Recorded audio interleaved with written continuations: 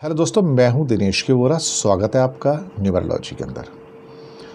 दोस्तों, पिछले कुछ समय से आपने नोट किया होगा कि भूकंप की संख्या बढ़ गई है पूरी दुनिया में।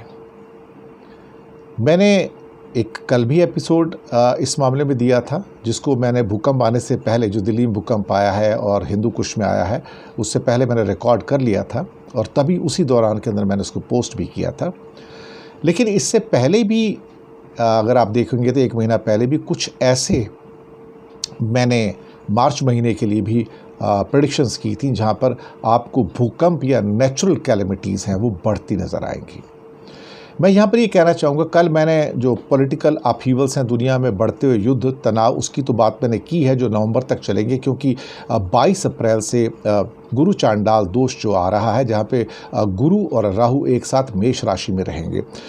लेकिन जो नेचुरल कैलेमिटीज़ हैं, जिसमें आपके लैंडस्लाइड्स हैं, सुनामीज़ हैं, या फिर इसके अलावा आपके जो फ्लड्स हैं, सूखा है या भूकंप हैं, आप पाएंगे कि आने वाले दिनों में भूकंप की संख्या बढ़ेगी और आपको ये ट्रेमर्स बहुत जगह दिखाई देंगे।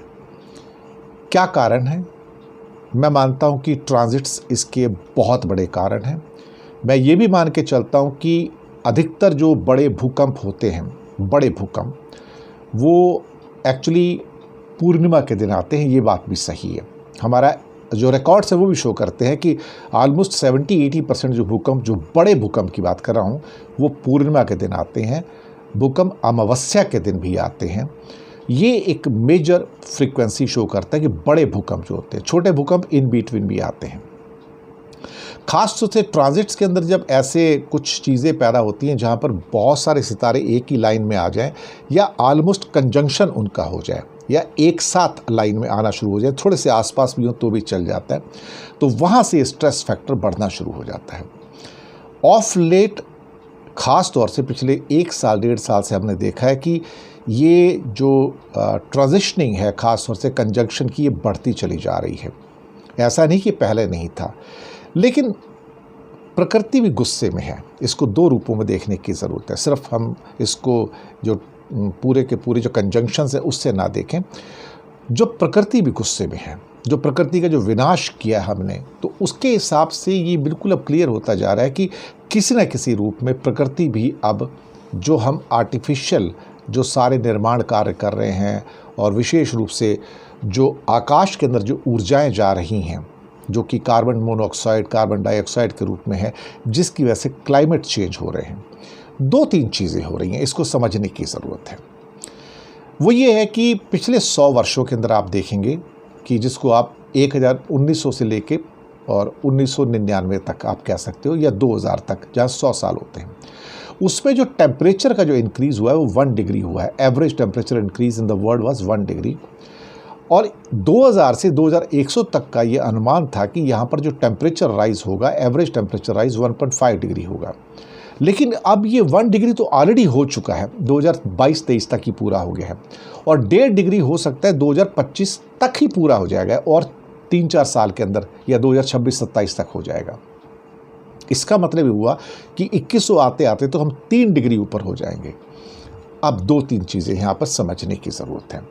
जब पृथ्वी के ऊपर के एटमॉस्फेयर के अंदर अगर पिछली सदी से 1 डिग्री और अब करीब 1.5 डिग्री, 2.5 डिग्री का टेम्परेचर अप हो गया, तो 2.5 डिग्री का जो टेम्परेचर अप हुआ, उसने जो समुद्र हैं भारत में और भारत के आसपास जितने भी हैं, या पूरी दुनिया में हैं पृथ्वी पर, उन समुद्रों का टेम्परेचर भी अप हो गया।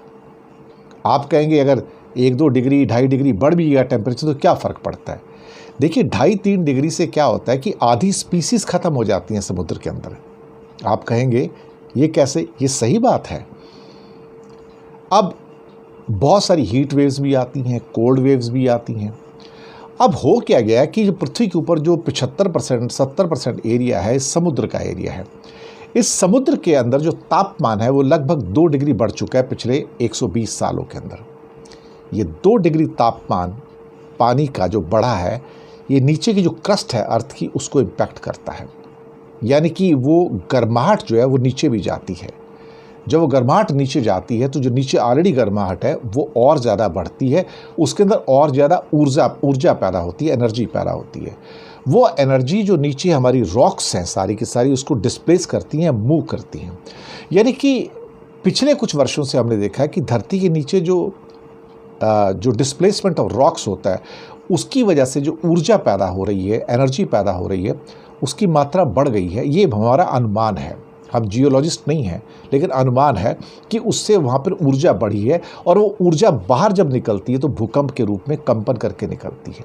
इसलिए आप पाएंगे पिछले कुछ वर्षों से एक जो फ्रीक्वेंसी है भूकंप की बढ़ती चली जा रही है। जहाँ पहले 6-8 महीने बाद एक खबर आती थी कि भूकंप आया कहीं पर, अब ये खबरें हर हफ्ते आ रही हैं। Every week we have got a news कि 3.5 का रिक्टर स्केल पर, 4 का, 4.5 का, 5 का, 6 का, 6.5, 7, 8, इस ढंग से ये खबरें लगातार आ रही हैं। इसका मतलब है कि जो बैलेंस है धरती के नीचे का और ऊपर के क्लाइमेट का वो बिगड़ चुका है। इस बिगड़ते क्लाइमेट की वजह से आप यकीन मानिएगा आने वाले दिनों के अंदर, और जबकि हमारे जो ट्रांजिट्स हैं सारे के सारे, जो कंजंक्शंस हैं प्लैनेट के, ये उसको और ज़्यादा प्रभावित करेंगे।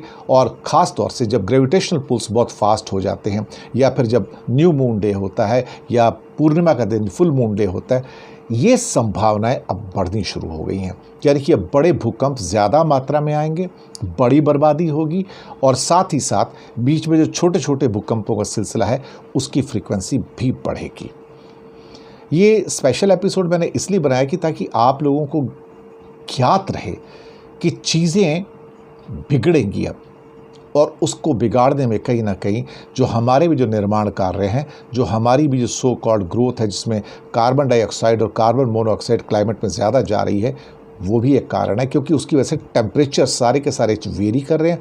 वो टेम्परेचर सिर्फ ऊपर के वातावरण को इम्पैक्ट नहीं कर रहे हैं, नीचे के धरती के नीचे जो वातावरण है उसको भी इम्पैक्ट कर रहे हैं, और वहाँ पर एक्स्ट्रा ऊर्जा का निर्माण कर रहे हैं। और वो एक्स्ट्रा ऊर्जा, ये हमारे अनुमान है, यहाँ पर हम साइंटिस्ट नहीं हैं लेकिन अनुमान है, और वो ऊर्जा ज़्यादा मात्रा में बनने के कारण बाहर जाने के जब रास्ता ढूंढती है तो रास्ता नहीं मिलता है, तो वो कंपन पैदा करती है जो भूकंप के रूप में हमारे सामने आता है। बाकी जो बड़े एक्सपर्ट्स हैं वही इस बारे में बताएंगे, लेकिन हाँ, जो प्लैनेटरी कंजंक्शंस हैं वो भी इसके अंदर एक बहुत बड़ा रोल अदा कर रहे हैं। और आने वाले दिनों में, इस साल के अंदर ही 2023 के अंदर, मैं आगे नहीं जाता, आपको कई और भूकंप और नेचुरल कैलेमिटीज़ देखने को मिलेंगी। अब ये कॉमन चीज़ होती चली जाएगी। तो यानी कि ये इतना एक्सेप्शनल नेचुरल कैलेमिटीज़ नहीं होंगी, चाहे सूखा हो, बाढ़ हो, या लैंडस्लाइड्स हों, या फिर क्या कह सकते हैं कि बादल फट जाते हैं, कई बार एक्स्ट्रा रेन हो जाती है एकदम से, वो हो गया, सुनामी हो गया, अर्थक्वेक हो गए, या फिर जंगलों में जो बड़े बड़े लेवल पे जो आग लग रही हैं, दावानल जिसको कहते हैं, आपको बड़े लेवल पे आने वाले दिनों में इस पूरे साल के अंदर देखने को मिलेंगे। धन्यवाद आप सबका, फीडबैक दीजिएगा।